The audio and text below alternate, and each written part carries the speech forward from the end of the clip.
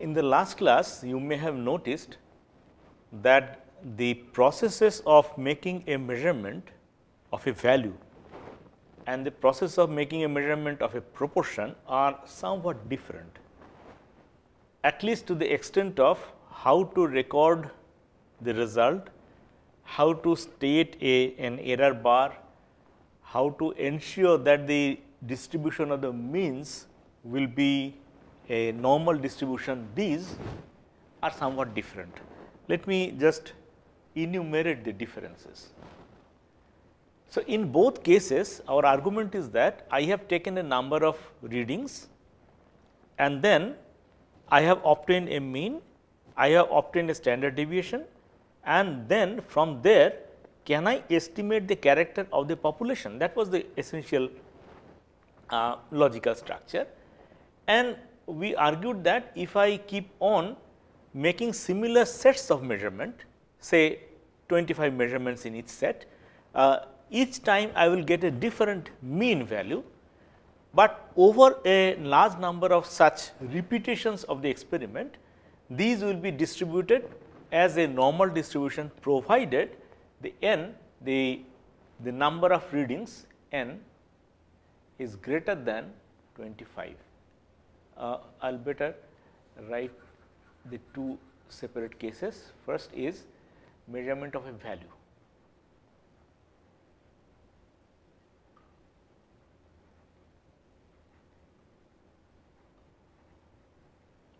And then we have talk about measurement of a proportion.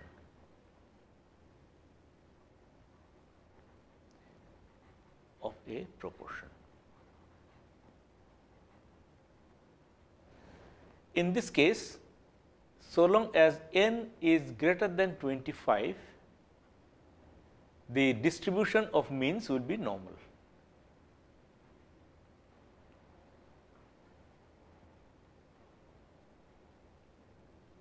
Of the means, sample means,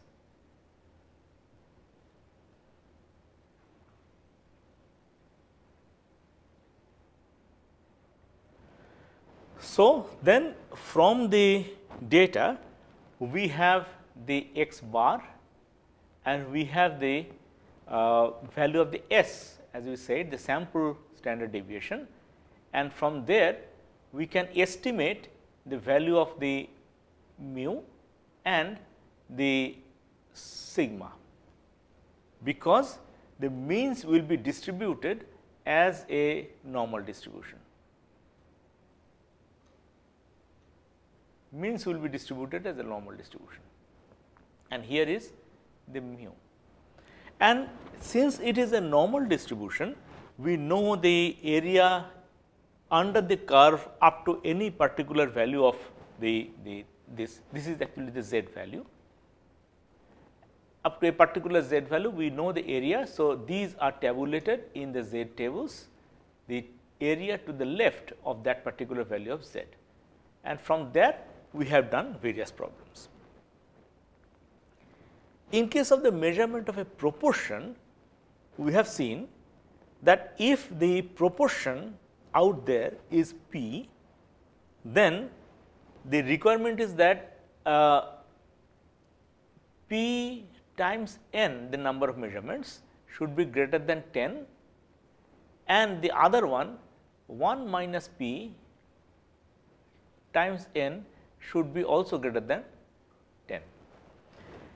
Now, this does not follow from the central limit theorem. This follows from actual empirical observation that if the proportion in the population is small, for example, say 0.1, then in the distribution you will get the peak at 0.1, and in order for you to get a more or less a normal distribution around that value of 0.1, then you will need to have a larger number n. So, if p is small or if 1 minus p is small, then you will need to take a large number of readings, large number of samples. But if it is somewhere in the middle, evenly distributed between the two possibilities 1 and 0, then you might get away with relatively smaller number, but that number n we have just done in the last class we did a problem that showed us that that number is much larger than what you might get an idea from the measurement of a value. It is not 25, it is much more than that. In fact, the problem that we did in the last class, there we saw that we have taken 50 readings and from there we have estimated the value, and the confidence with which we can estimate and state that value is of the order of just 23%, which is unacceptable. We have also learned that if we make a measurement of a proportion, then and if we get a value, say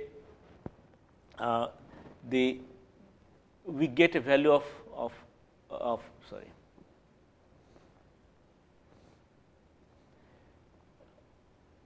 p bar, p is a proportion, p hat I was saying, I was using the symbol p hat, the measured proportion. If this is that, then the mean value of the various such measurements will become the actual population mean of the proportion. And the standard deviation of these measurements of p hat, we found that that would be square root of p times 1 minus p divided by n. So, using that we were trying to calculate. These three are the major results that we have used. Now, in the last class we used a number of n 50, and we found that it is insufficient for our purpose. Now, suppose we increase the number and we increase the number to 500, 10 times. So, the same problem, let me now state the problem so that it becomes easier for us to actually solve it. The Mendel measurement, sorry, we are basically doing the Mendel experiment.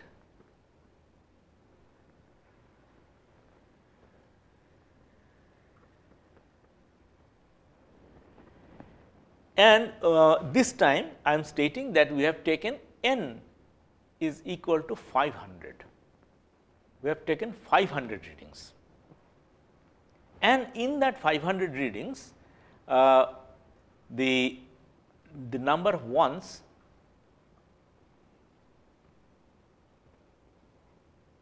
I would assume that to be exactly the same, which is 330, so that the estimated value of p is 330 by 500 is equal to 0.66. So, the p value, the measured value of p is the same as in the last problem that we did. We are assuming that, but let us see if we can now state the result with a larger confidence, larger level of confidence. In the present case, in the present case, let me do the problem here, so that I have some space. In the present case, our sigma of the measured value. So, I have made a measurement and I have got a specific value of the proportion as measured from the samples. Now, if I keep on taking those 500 samples again and again from that population, that means I have cultivated these tall and short pea plants, and I have randomly selected 500 of them. I have measured, it is 330 tall, and now I have repeated the experiment by choosing another 500 samples and counted. I may not get 330, a third time I may not get the same number, So, it will be different numbers which will have some kind of a distribution, and that distribution will become a normal distribution provided these conditions are met, provided these conditions are met. Let us quickly check whether these conditions are met or not. The measured value of p is 0.66 times the number n is 500, is definitely much higher than both these numbers are much higher than 10.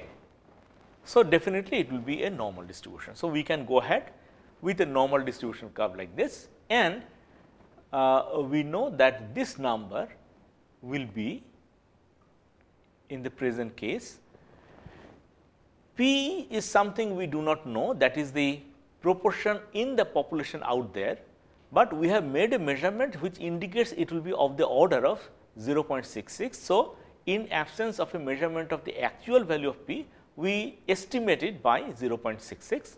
So, it will be 0.66 times 1 minus 0.66. This was the same as in the last day's problem, but now in the denominator it will be 500. So, as a result, this will turn out to be 0.021, which is different from what we got in the last day's problem, because the denominator is larger now. Good. Now, what do we need to do? We need to argue, I will write here,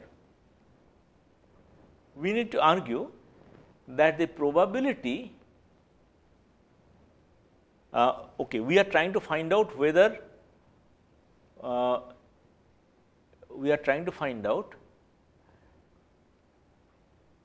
does p belong to the range 0.66 minus 0.64 to 0.68. That was the problem we set the last time.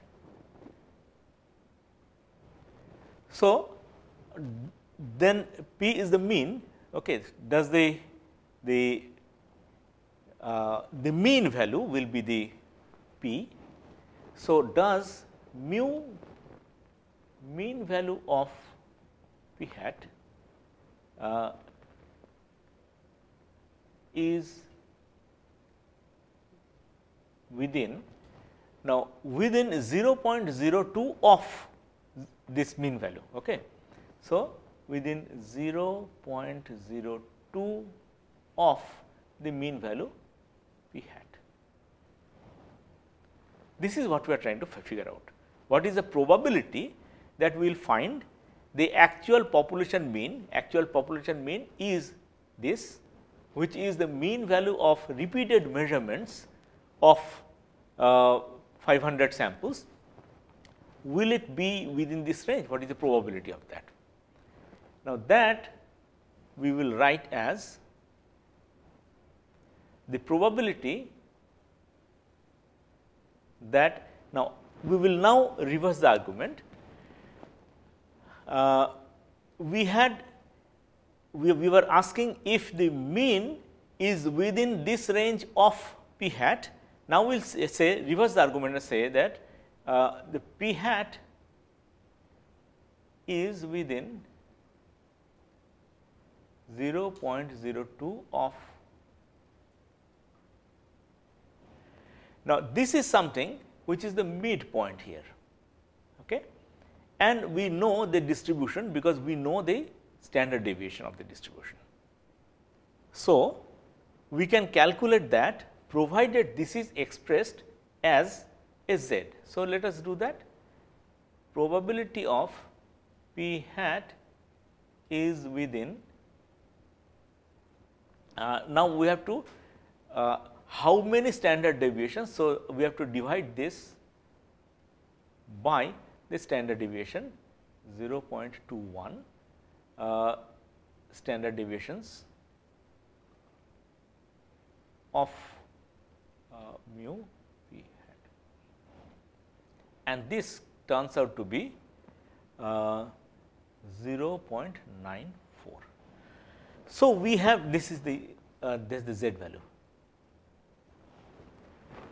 So, we now have to consult the z table with this value in mind, and then we will have to calculate whether it gives any better result. So, here the z value is 0.94 and we will calculate the area to the left of it. Now, the area to the left of it for 0.94 is, let me better write here, the area to the left of z equal to 0.94 is 0.8264. Okay. Now, we need to calculate this area. We need to calculate this area.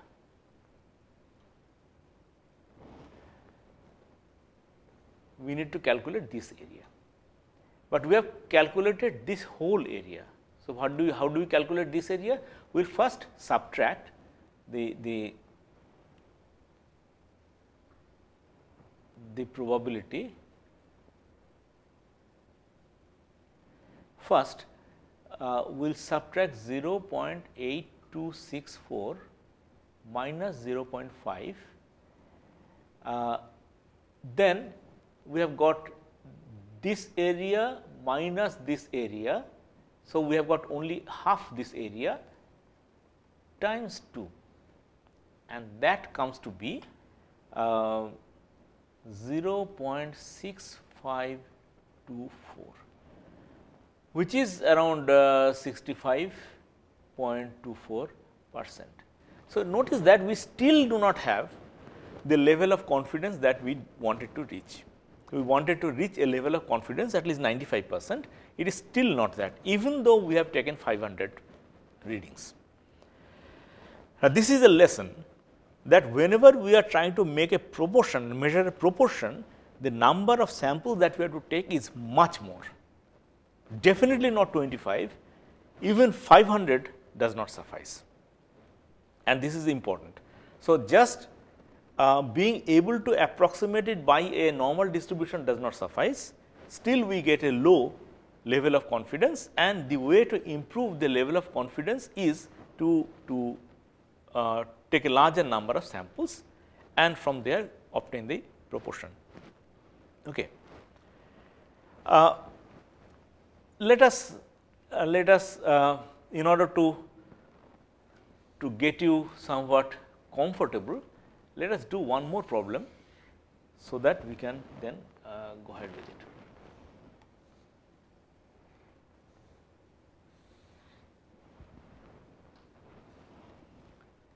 This time I will do a little faster.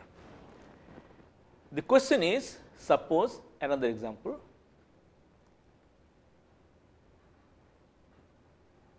Suppose an institute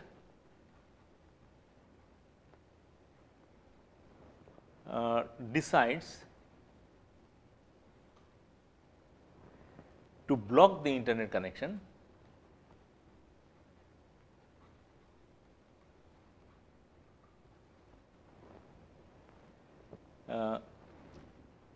internet access, that means the Wi-Fi connection in the hostel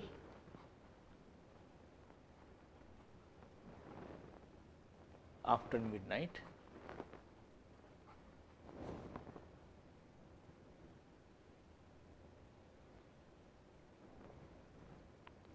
If it finds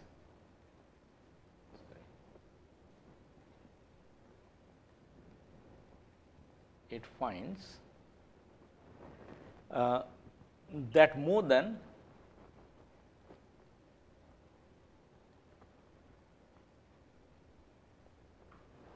30% of students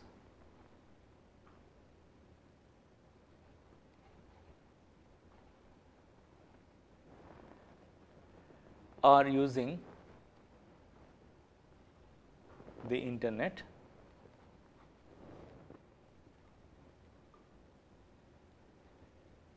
for well, non-academic purposes.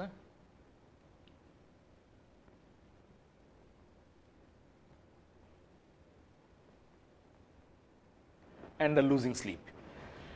This was actually observed in our institute. So, that is why I am posing this problem. The many students do various things on the internet. Some I would not like to explain what these are, but in any case they were losing sleep, and in the next day morning they were not attending classes because they are asleep. So, in order to avoid the problem, institute suppose it decides that if more than 30% students are doing that, and then they will block the internet connection after midnight. So, how do you decide 30%? You go to a number of students, you sample a number of students, and then find out how many are engaging this kind of activities. Suppose the survey was conducted,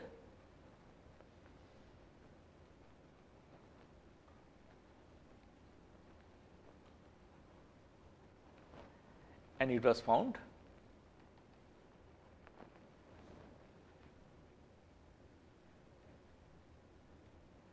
(57) students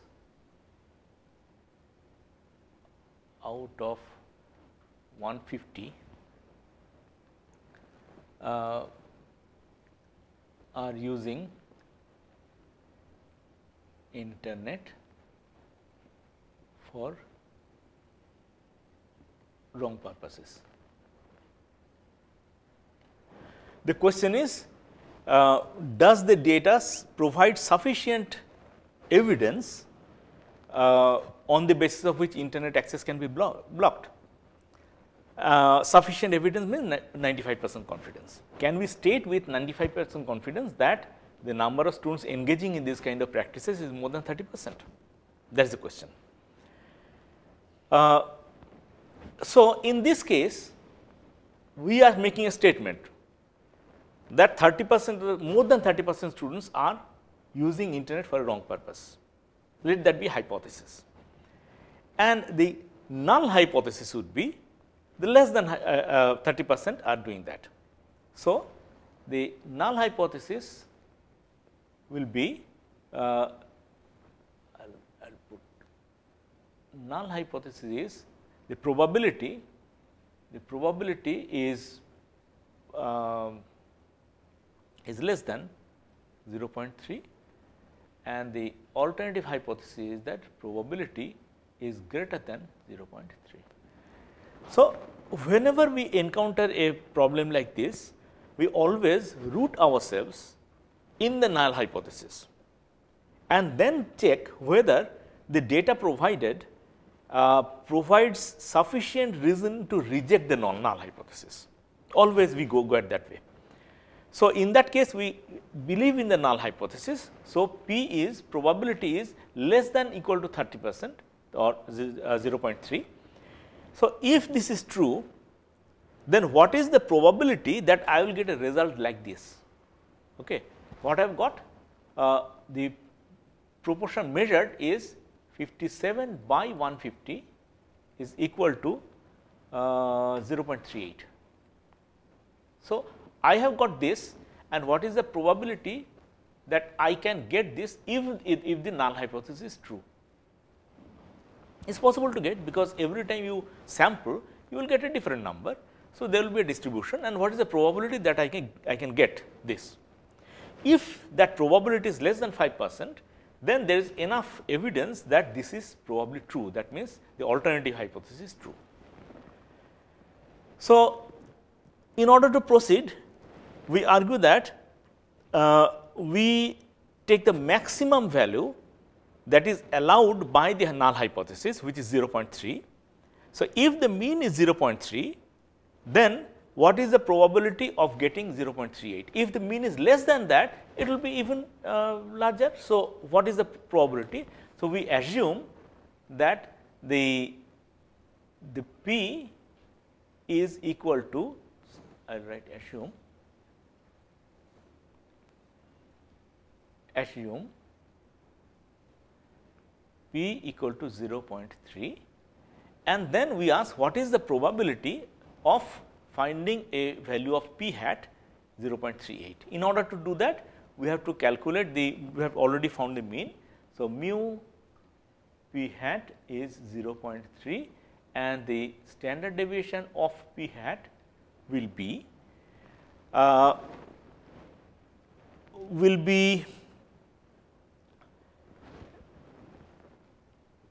square root of p 1 minus p divided by the number of samples, okay, n. Now, p is something that we have assumed to be this.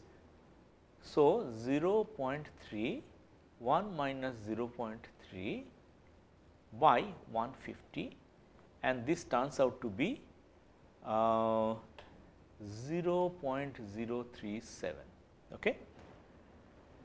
So, we are now asking the probability that p hat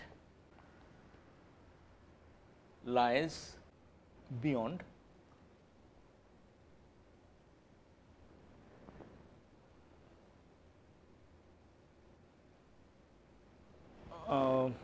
okay, in that case let us okay, let me calculate this z standard deviations of now z standard deviations. So, what will z be? Z equal to, in that case it will be the p hat minus the mean divided by the is equal to this is 0.38 minus 0.3 divided by this is 0.037 is equal to 2.14. So, p hat lies beyond 2.14 standard deviations of this. So, there is a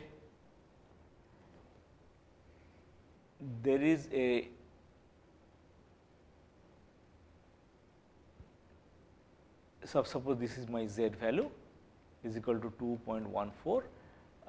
The normal distribution curve will give me this area.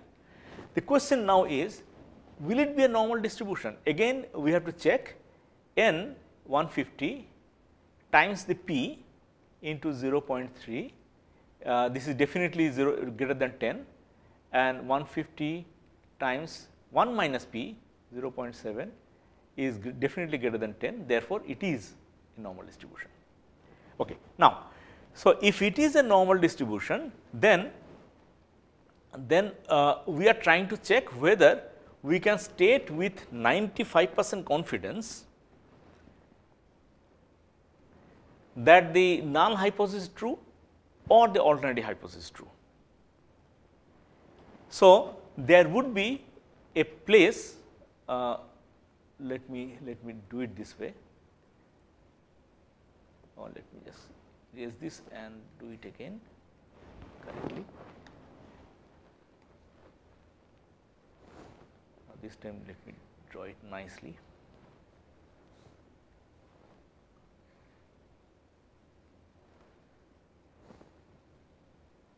I will slightly change the line of argument, that is why I